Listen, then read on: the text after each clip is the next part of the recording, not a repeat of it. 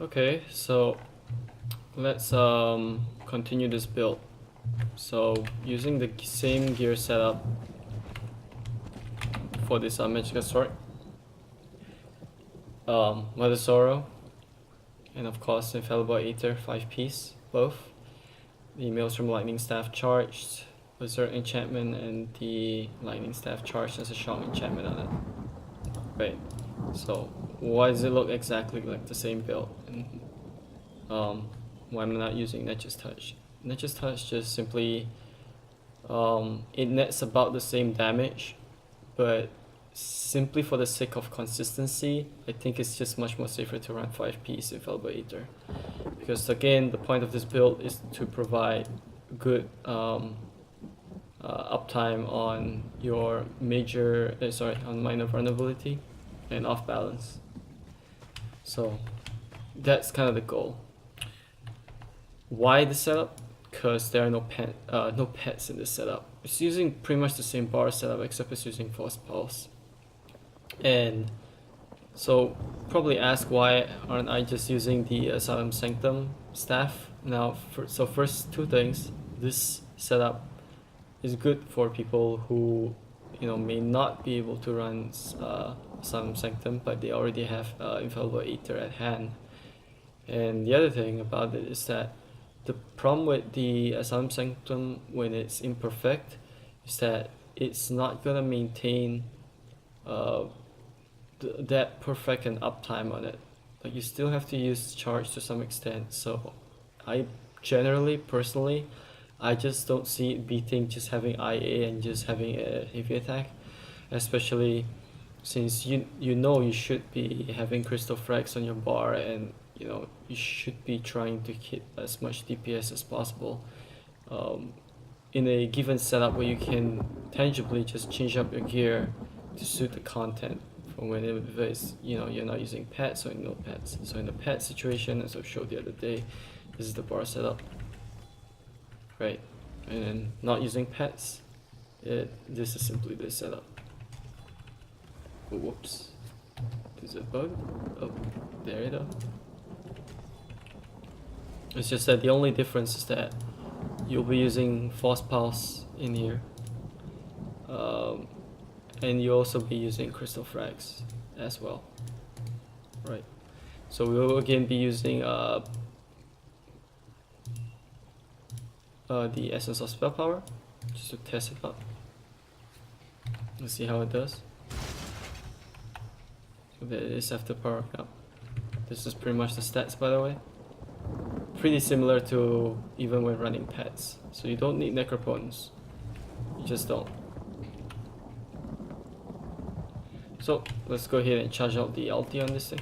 And yes, it is using the exact same champion points as the other video. 15% Elfborn, 2980 Spell Erosion, Elemental Expert 11%. It's also using Staff Expert 12%, Master Arm 7%, and 23% on Thaumaturge. It's just 75 points just to get that off balance passive. Again, as a Magicka sword in the way right now as it is the role, in order to min-max for both yourself and the group, you should be prioritizing off balance so that the other people, they can run Inferno Staffs, they can just get buffed. The Magicka DKs, they just gain DPS, they don't need to run one lightning and one fire. There we go. So let's give it a good setup. So the rotation, by the way, should probably just kind of show it first. You're gonna drop your ultimate. Before you do that, you're gonna make sure to pop the Elemental Drain, pop the Essence of Spell Power, the ultimate, and also to cast this, by the way, your Boundless Storm. And after dropping the ultimate, you go as, same thing. Shock Clench, Liquid Lightning, Blockade, and then your heavy attack, the Force Pulse, and Crystal Frags. And you can spam Force Pulse anywhere during the rotation where you need to burst. just so if you need to. But personally, I feel that this setup, in comparison to the pet setup, you can heal your teammates with the pet setup. You have a little bit more AoE damage. Yeah, so there's benefits to that as well. Let's go ahead and try that. We got everything prepared? Yes, we do.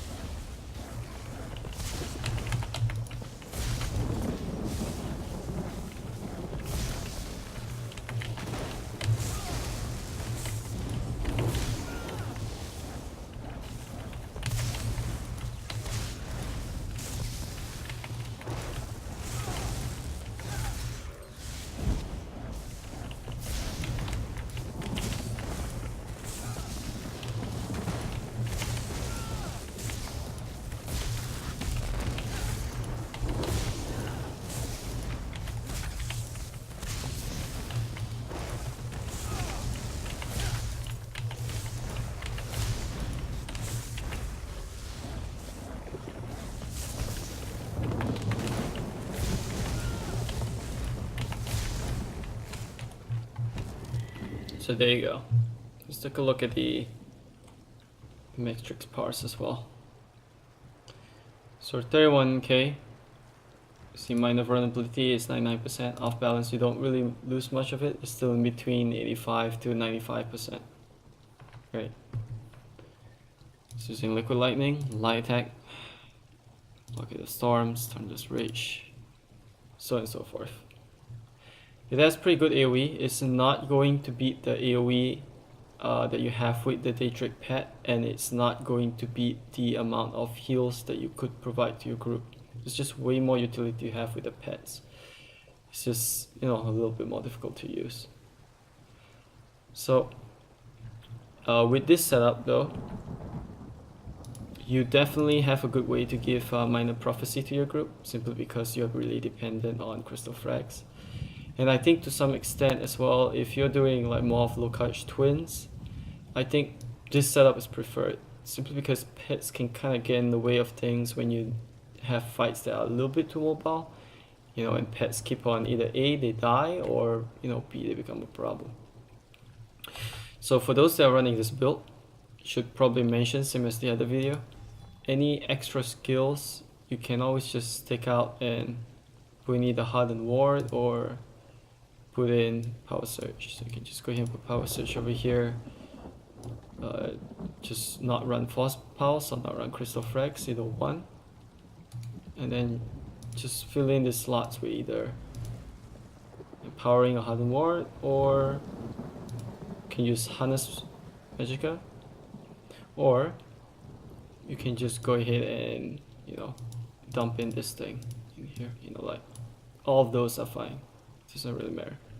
But I would definitely not encourage you to take away energy overload, and the reason why is because lots of, and similar with the other pet build, right? I didn't put Starfall, I didn't have some kind of a build ultimate in here, and this is because both absorption field, or rather negate and all of its morphs, and energy overload are really crucial, and they're really useful bar set things to have on your bar. And simply because you can always equip energy overload with things that you can do with the content, like streak, you know, or endless fury or some such. It allows you to have more skills on those bars. And if you're a vampire, you can also put your skills on this overload setup. And this thing Okay, let's just try the damage with no buffs or anything. It's 2.1k. So let's just try to buff ourselves real quick. Right. So.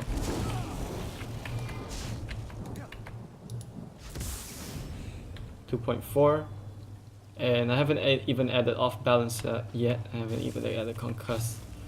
So once you add all those in, your energy overload could go somewhere between 35k just you alone.